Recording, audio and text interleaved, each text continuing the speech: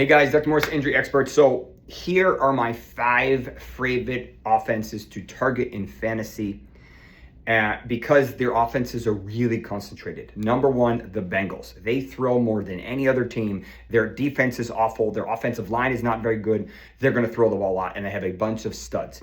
Burrow, you have Jamar Chase, you have T. Higgins, you have Chase Brown, who I think has top 3 potential this year, and you also have Mike Gesicki.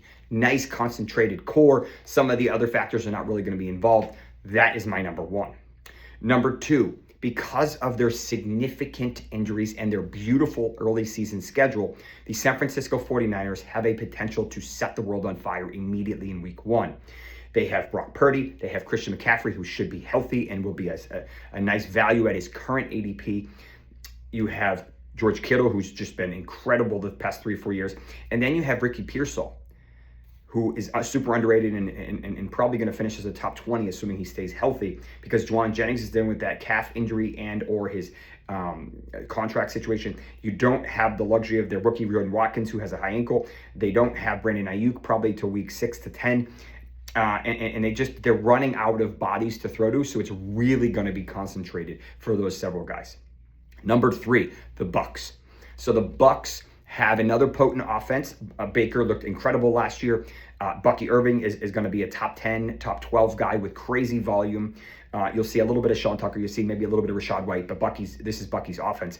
Then you have Emeka Egbuka, who's going to be a rock star. You add in Mike Evans, who could potentially have another 1,000-yard, 1,200-yard season and 8 to 10 touchdowns. And then Godwin, although he's going to miss the PUP list, he's still probably not going to be on the field till at least week 4 to 6, and then he's probably not going to be really good looking until week 8 to 10. So there's going to be a delay. They lost Jalen McMillan for probably the first 8 to 9 weeks, so they're running out of warm bodies.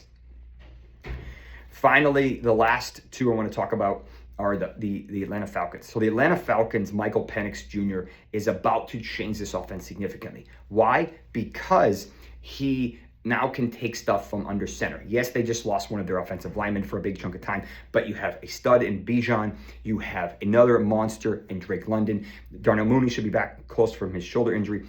And then they also still have Kyle Pitts kind of in the mix. So very concentrated core, lots of passing, lots of volume. I love what Penix is about to bring to the table, even though he doesn't run a whole lot. The final one I want to talk about, although there's a bunch you could potentially talk about, is the Denver Broncos. The Denver Broncos, with between the way they're going to run this offense, they're going to have a ton of volume here. So we have Bo Nix, we have RJ Harvey, we have Cortland Sutton, we will maybe get a little sprinkle of Pat Bryant, but we also have Evan Ingram, and then you're going to add in the screen merchant and Marvin Mims. Maybe he opens up his route tree. You still have Troy Franklin, who can add on, and then you still have J.K. Dobbins that is going to contribute as well. So you have a pretty concentrated but also a pretty deep roster, and they love to throw to the running back. Bo Nix loves to run the ball. Sutherland just got extended. They're going to throw the ball, and this is going to be a good offense. There's a ton more I'm going to talk about. I will follow up this video with a bottom 5 offenses that aren't as pretty as these beautiful 5, but that would be a good start here in 2020 as we head over into week 1, less than 3 weeks away.